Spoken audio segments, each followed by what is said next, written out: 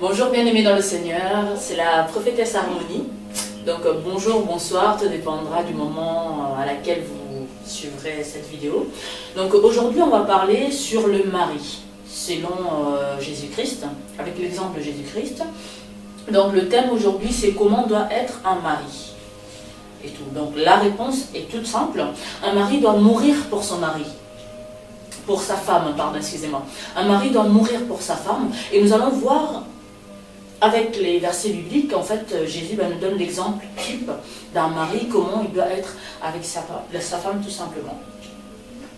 Alors, on va lire Éphésiens 5, versets 25 à 33. Donc, je répète, Éphésiens 5, verset 25 à 33. Donc nous allons voir l'exemple même d'un mari, comment il doit être, par rapport à la question qu'on vient de poser, comment doit être un mari, et la réponse est, il doit mourir pour sa femme, et on va le prouver bibliquement. Alors, Éphésiens 5, verset 5, Éphésiens 5, pardon, à partir de 25, je vais lire. Marie, aimez votre femme comme Christ a aimé l'Église. Il s'est donné lui-même pour elle, afin de la conduire à la sainteté, après l'avoir purifiée et lavée par l'eau de la parole, pour faire paraître devant lui cette Église glorieuse, sans tache, ni ride, ni rien de semblable, mais sainte et irréprochable. C'est ainsi que les maris doivent aimer leurs femmes comme leur propre corps. Celui qui aime sa femme s'aime lui-même. En effet, jamais personne n'a détesté son propre corps. Jamais personne n'a détesté son propre corps. Au contraire, il le nourrit et en prend soin, tout comme le Seigneur le fait pour l'Église. Donc, comme vous avez vu, bon là je me suis arrêtée à 30, pour souligner le fait que là on nous montre vraiment que non, Jésus-Christ, lui, il s'est sacrifié pour l'Église. Il s'est sacrifié pour que l'Église soit belle, prospère, pour que l'Église soit heureuse, pour que l'Église puisse évoluer, s'épanouir. Et là, l'Église, c'est la femme. L'homme, comment il doit prendre exemple? C'est tout simple. Le mari doit aimer sa femme, le valoriser, doit lui donner de la valeur, doit le traiter avec douceur, avec amour, parce que Jésus-Christ nous le demande. Parce qu'ici, on nous dit que non, tu ne peux pas te détester toi-même. Donc, quand tu maltraites ta femme, quand tu la fais souffrir, quand tu le traites, tu le rabaisses, tu l'humilies, c'est toi, en fin de compte, c'est toi-même que tu es en train de rabaisser, d'insulter, de faire souffrir. Et on est bien d'accord que personne ne peut se faire souffrir lui-même, soi-même. Donc ici, Jésus-Christ nous exhorte vous exhorte les maris, parce qu'aujourd'hui on parle des maris, bien sûr pour les femmes ça va venir et tout. Donc exhorte l'Église, Jésus-Christ exhorte les maris à aimer leur femme comme il se doit. Parce que quand tu aimes une personne, tu ne peux pas faire souffrir cette personne. Et quand tu aimes cette personne, tu ne vas pas passer ton temps à reprendre, en permanence l'humilier, le rabaisser, lui montrer tous ses défauts, mettre en avant ses défauts et non ses qualités, lui faire en permanence des reproches. Non. Ici, on nous montre que non, un mari doit prendre soin, veiller à ce que sa femme soit heureuse, sa femme soit épanouie, sa femme soit bien, parce que en fin de compte, chacun il trouve son compte, parce que quand tu traites bien ta femme, en retour, elle te le fait ressentir, elle te le fait voir, tout simplement. Donc je vais quand même finir du coup. Parce que nous sommes les membres de son corps, formés de sa chair et de ses os. C'est pourquoi l'homme quittera son père et sa mère, s'attachera à sa femme. Et les deux ne formeront qu'un. Et puis là, on précise bien, l'homme quittera sa famille, la femme pareil, ils ne feront plus qu'un. Mais aujourd'hui, dans des couples, on ne voit pas cette unité-là que le Seigneur demande. On ne voit pas, on voit pas cette fusion, cette communion que l'homme et la femme doivent avoir. Pourquoi? Parce que très souvent on laisse la famille se mêler, très souvent on laisse l'entourage nous dicter comment nous devons nous comporter, comment nous devons être. Très souvent, on laisse les gens se mêler de notre couple et ça détruit les couples aujourd'hui. Parce qu'on n'a pas la communion, on n'a pas une seule parole, on n'est pas dans, comment dire, un commun accord. On ne marche pas ensemble, on ne marche pas dans le même esprit, on ne marche pas avec les mêmes principes. C'est pour ça que ça fait que beaucoup de couples aujourd'hui sont divisés, sont détruits parce que, à la base, ils ne sont pas un, ils ne marchent pas ensemble, ils ne pratiquent pas la volonté de Dieu. C'est pour ça que l'homme, tu ne dois pas, je ne dis pas qu'on ne doit pas écouter les conseils, non. Quand on te donne un conseil, ça ne veut pas dire que tu es obligé de faire cette chose. Parce qu'on te donne un conseil, tu l'analyses, tu essaies de réfléchir et surtout de mettre ça avec la parole de Dieu pour voir que non, voilà. Le conseil qu'on me donne, est-ce que ça marche avec la volonté de Dieu? Est-ce qu'en faisant ça, je vais rendre ma femme heureuse? Est-ce que je vais lui faire souffrir? Est-ce que je vais lui faire du mal? Ce qui est vraiment très important, de d'abord pense d'abord, avant de penser à toi, pense d'abord à ta femme. Est-ce qu'elle va être heureuse? Est-ce que ça va l'irriter? Est-ce que ça va lui faire du mal? Et tout.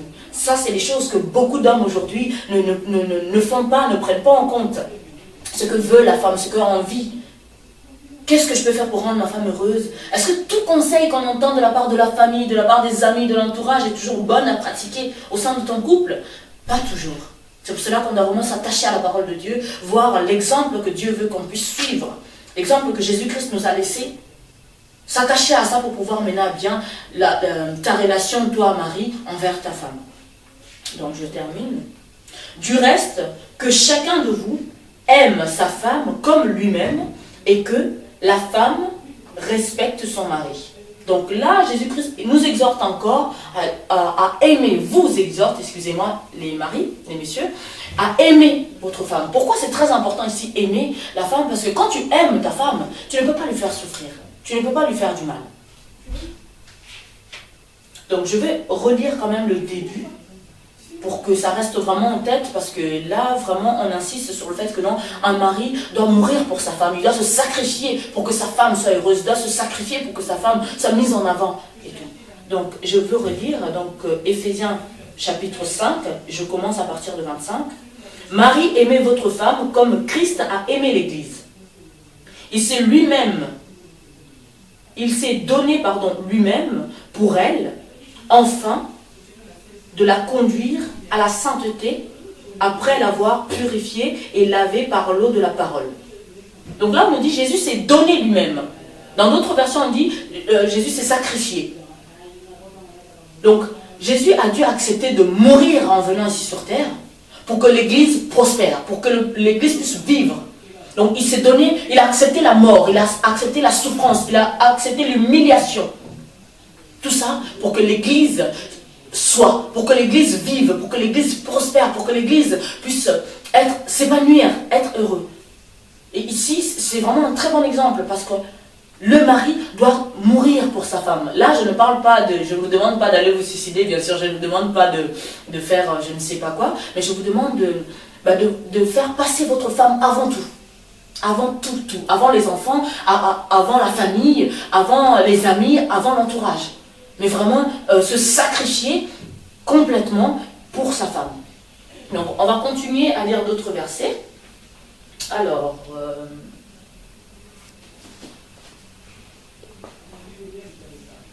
donc, parce que là, en fait, on va avoir un autre verset qui va appuyer, parce que souvenez-vous au commencement, donc on va lire la Genèse 2, 21 à 23.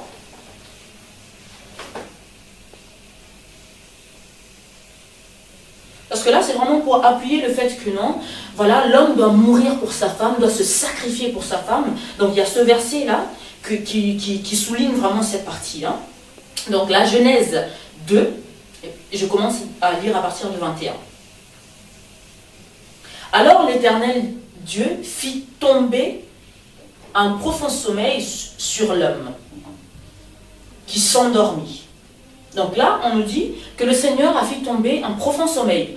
Sachez que dans certains versets de la Bible, on compare le sommeil à la mort. Donc Dieu endort Adam, donc Dieu, on va dire, tue en quelque sorte Adam.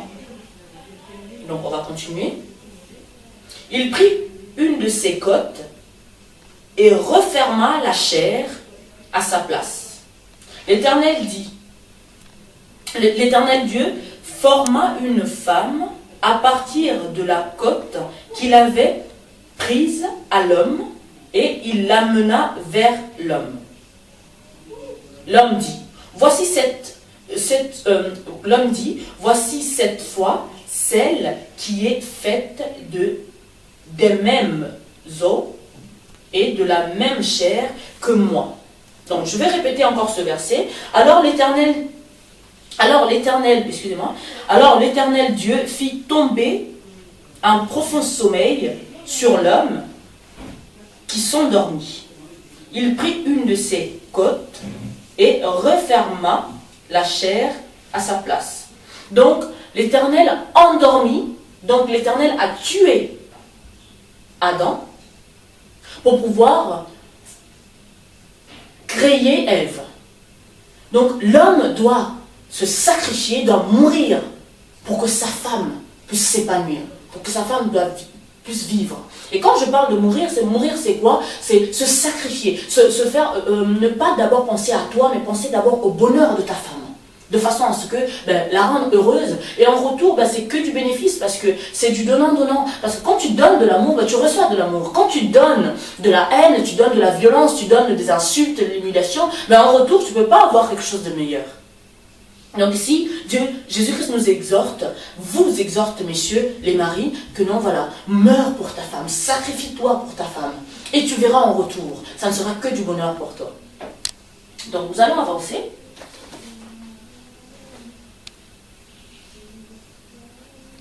Maintenant, on va lire 1 Pierre 3, 7. Donc 1 Pierre 3, 7 vous exhorte vraiment à prendre en compte le côté délicat de la femme.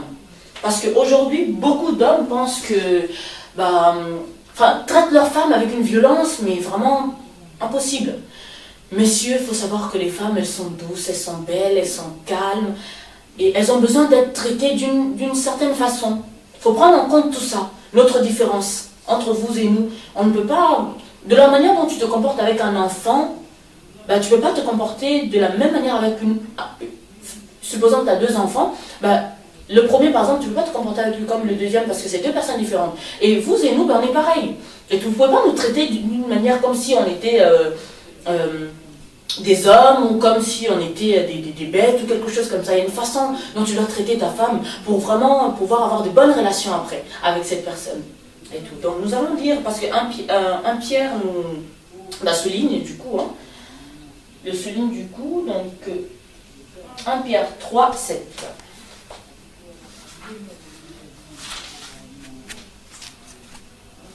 Alors, 1 Pierre 3, 7 vous exhorte, les maris. Donc, restez attentifs, merci. Alors, Marie, vivez de même en montrant de la compréhension à votre femme, en tenant compte de sa nature plus délicate. Je m'arrête d'abord là. Là, on vous exhorte à tenir compte de la différence de comportement, d'éducation, la façon d'être, parce qu'on n'a pas eu la même éducation, on n'a pas eu les mêmes habitudes. Et quand vous commencez à habiter ensemble, après le mariage, il faut apprendre à comprendre l'autre, à connaître l'autre, à tolérer l'autre, apprendre à étudier l'autre de façon à savoir, peut-être ma femme elle n'aime pas quand je parle comme ça, ma femme elle aime quand je fais ça, et tout. D'où le fait de tenir compte de l'autre. Et tout. Et comprendre l'autre aussi. Parce que si tu ne comprends pas l'autre, tu dis c'est moi le mari, je fais ça, c'est comme ça et pas autrement, c'est là qu'il y a plus de compréhension du coup.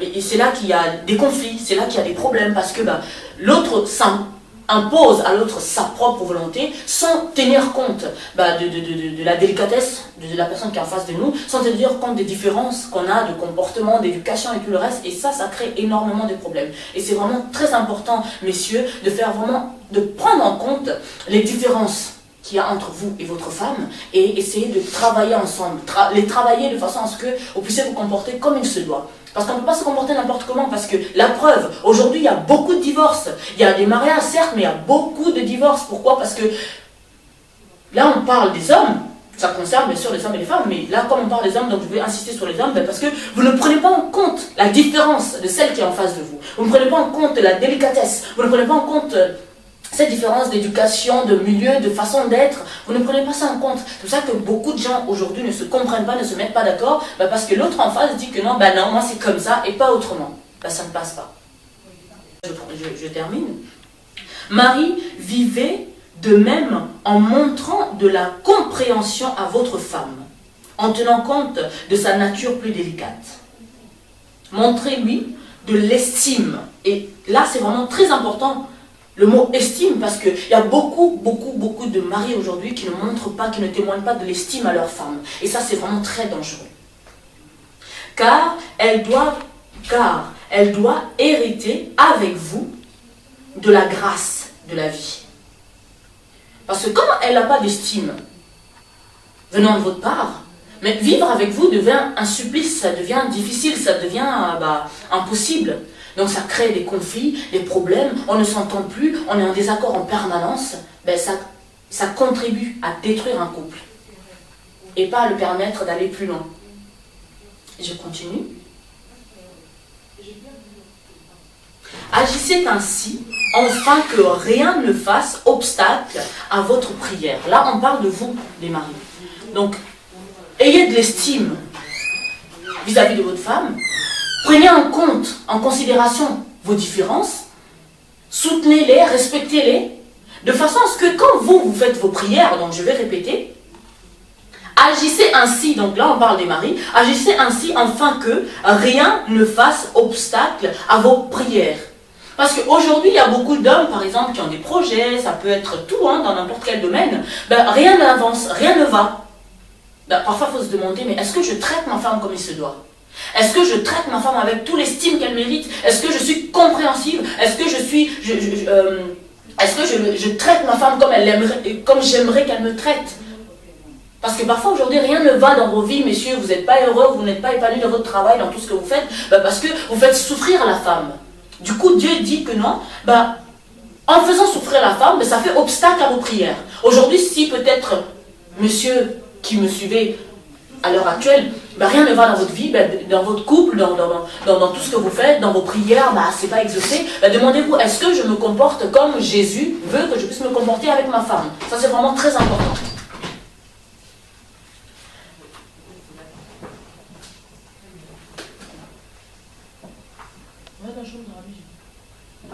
Donc là aussi, on va lire Colossiens 3, 19, donc, qui insiste sur le fait que mari, vous ne devez pas contrarier votre femme. C'est vraiment très important. Donc on va lire Colossiens 3, 19.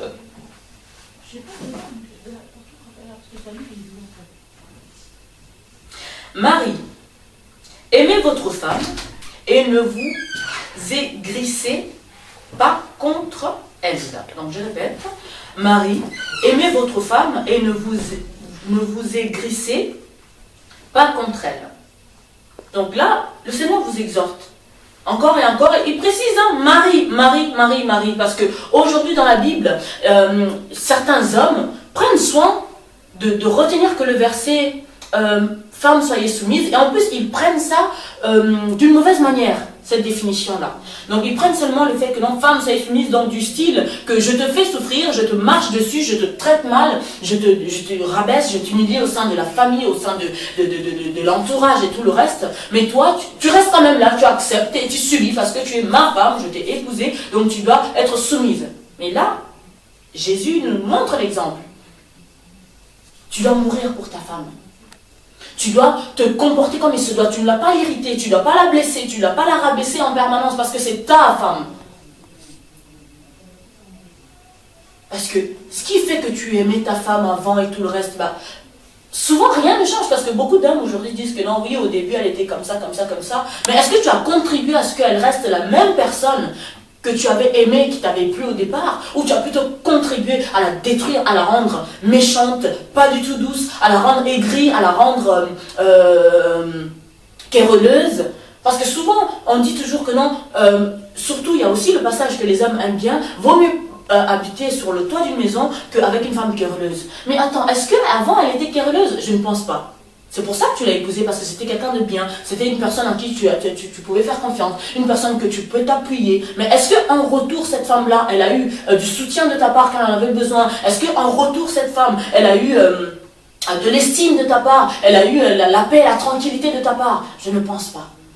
Donc, messieurs, les maris, remettez-vous en question, posez-vous la question, est-ce que je marche selon la volonté de Jésus-Christ qui dit que non, un mari doit mourir pour sa femme? Est-ce que tu as des petites attentions qui fait qu'une femme, quand tu reviens à la maison, chérie, je t'ai ramené une fleur, chérie, je suis passée devant un magasin, j'ai vu telle chose qui m'a fait penser à toi, ça fait plaisir. Mais ce genre de choses, aujourd'hui, on ne le voit plus. Les hommes se plaignent, mais en retour, derrière, quand on regarde, c'est la femme qui s'occupe de tout, de l'éducation des enfants, du ménage et tout le reste. Je ne dis pas que non, parce que là vous allez me répondre, vous allez me dire que non, non, mais c'est le rôle de la femme.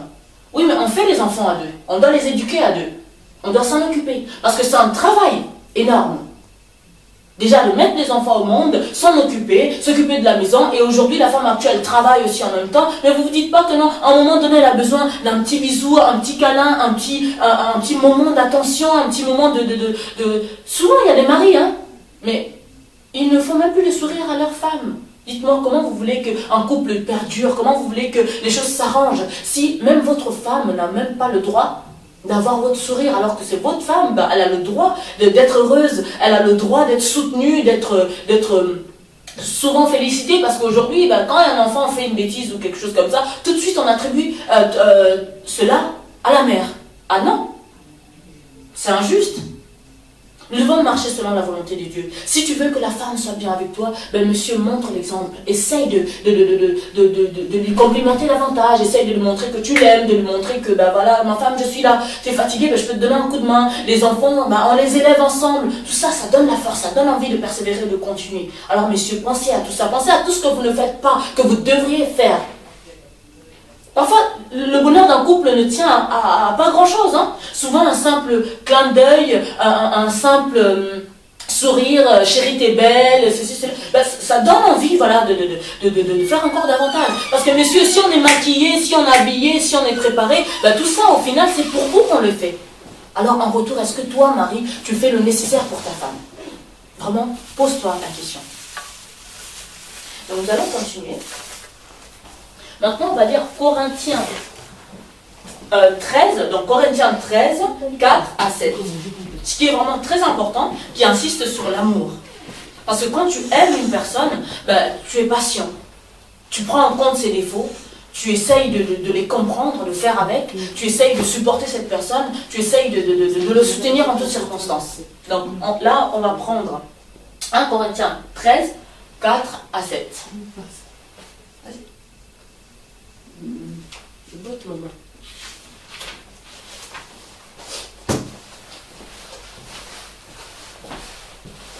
Donc là, on va lire 1 Corinthiens 13, 4 à 7. L'amour est patient. Très important. Aujourd'hui, les hommes n'ont plus de patience. Ils veulent les femmes fast-food, comme on dit. Donc tu dois être belle en toutes circonstances. Tu dois être persévérante, même quand on t'insulte, même quand tu souffres, et même quand rien ne va, et que le travail, t'es persécuté au travail, les enfants, tout le reste, ils veulent qu'on soit les Wonder Woman, quoi qu'il arrive, qu'on soit parfaite. Même après avoir eu 5 enfants, donc on doit toujours avoir un ventre plat, on doit toujours être toute fine, on doit toujours être... La parole de Dieu nous dit... L'amour est patient. Il est plein de bonté. L'amour n'est pas envieux.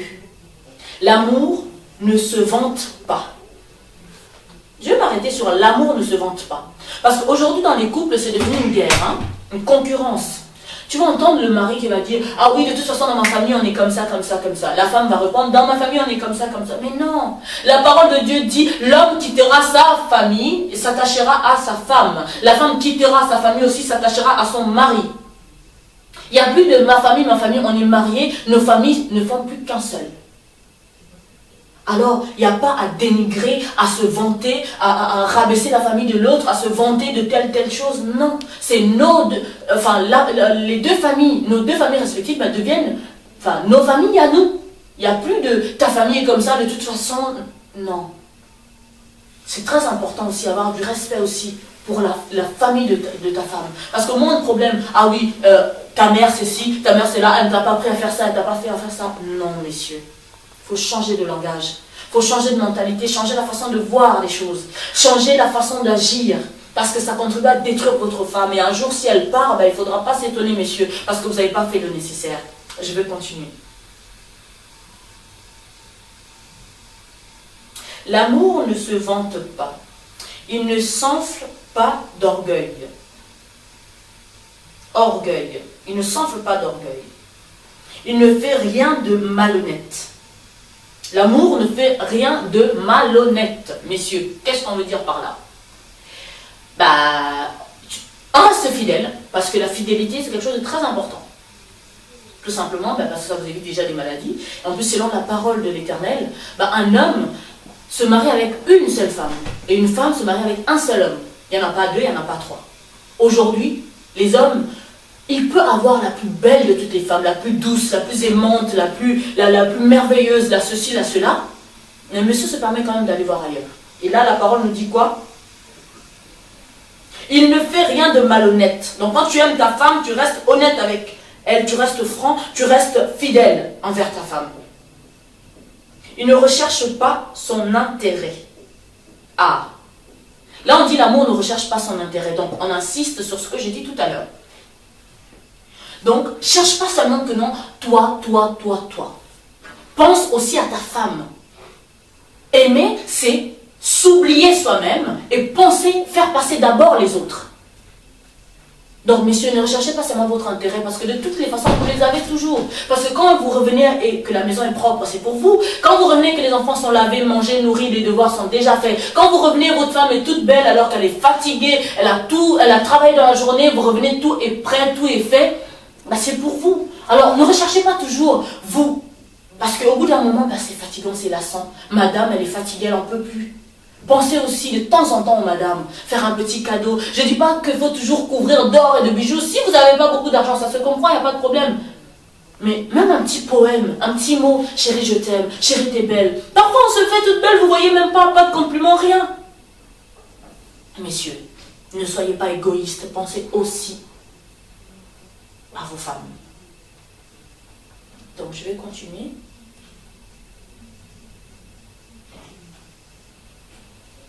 L'amour ne s'irrite pas. Parce que ce verset, vraiment, il décrit tout, en fait. Il explique vraiment comment on doit être. Donc là, il ne s'irrite pas. Il ne soupçonne pas le mal. Donc là, on nous dit, l'amour ne s'irrite pas et ne soupçonne pas le mal. Là, j'ai fini le verset 5. Donc là, on dit que l'amour ne doit pas s'irriter. Qu'est-ce que ça veut dire? Quand tu aimes ta femme, même s'il y a un problème, c'est pas la peine que non, à la moindre désaccord, monsieur est énervé, monsieur sort ses muscles, monsieur impose sa loi, monsieur frappe sur sa femme, parce qu'il y a des maris qui frappent leur femme. Il va lui casser les dents, lui casser les côtes. Il y en a même, malheureusement, il y a des femmes battues qui se sont fait battre pendant des années, au bout d'un moment, la mort arrive, quoi, la catastrophe. D'où l'importance d'avoir aussi la maîtrise de soi, les messieurs. S'il y a un problème, on essaye d'en parler, on essaye de trouver un compromis, on essaye de faire le point. C'est une équipe. Quand on est marié, on est une équipe, on se consulte, on voit, on essaye de parler, on essaye de trouver les solutions ensemble. C'est pas, il y a un problème, on cogne dans les murs. Et encore, je préférerais que vous cogniez sur le mur, mais il y en a qui cognent sur leur femme. Après, il y a des dégâts irréversibles. C'est pour cela qu'on vous dit, faites attention, l'amour ne doit pas être irritable en permanence. Non. Quand on aime sa femme, on évite d'être tout le temps en colère, tout le temps, au moindre problème, bam, des coups. Non. Vous les chrétiens, parce qu'il y a des chrétiens qui frappent, qui insultent, qui humilient leur femme. Sachez que Dieu n'est pas d'accord avec ça. Vous devez changer parce qu'un jour ou l'autre, le Seigneur va vous frapper. Et croyez-moi, ça ne sera pas beau à voir. Parce qu'une femme, ce n'est pas un punching ball. Une femme, on dit qui trouve la femme trouve le bonheur. Alors monsieur, pourquoi tu dois être le malheur de ta femme alors qu'elle fait ton bonheur? Il faut réfléchir un peu à ça. Et l'amour ne soupçonne pas le mal. Parce qu'il y a des hommes, on ne sait pas qu'est-ce qui se passe. Il peut appeler sa femme au téléphone par exemple et la femme ne répond pas. Après, dès qu'elle va répondre, tu étais avec qui? Qu'est-ce que tu faisais? Non. Quand tu aimes quelqu'un, tu lui fais confiance. Tu ne passes pas ton temps à la soupçonner, à la stresser pour un rien. C'est ça qui dégrade la relation. Ça dégrade parce que quand tu fais confiance, ta femme te fait confiance. Et toi, en retour, tu montres seulement que non, tu es une personne à qui je ne peux pas faire confiance. Tu la stresses, tu la soupçonnes pour un oui ou pour un non. Ça gâche toutes les relations entre vous. Ça gâche votre relation. C'est pour ça qu'aujourd'hui, les mariages ne tiennent plus. Parce qu'on ne pratique pas la parole de Dieu. Parce qu'il n'y a plus l'amour. Aujourd'hui, il n'y a plus du tout l'amour. C'est pour cela que dans l'état qu'il est maintenant, regardez les couples, comment ils sont déchirés. Parce qu'il n'y a plus l'amour. De la même façon dont vous n'aimez pas Jésus-Christ, c'est de la même façon que vous n'aimez pas vos femmes. C'est pour cela que rien ne marche dans la vie des chrétiens aujourd'hui. Parce que le chrétien ne voit que son intérêt. Il voit seulement ce qu'on peut lui rapporter, ce que l'autre en face peut lui rapporter. C'est pour ça que rien ne va. Jésus-Christ, il s'est tué, il s'est sacrifié. Il est mort pour l'Église. Alors Marie, vous devez aussi mourir pour votre femme. Vous devez vous sacrifier pour votre femme. Marie, tu dois te sacrifier pour ta femme. Elle doit passer toujours en premier, tu dois toujours lui montrer que non, tu es ma rose, tu es la plus belle de la terre, tu es celle que j'ai choisie, tu es celle que j'aime, je continuerai à t'aimer tous les jours. Messieurs, un seul mot d'ordre.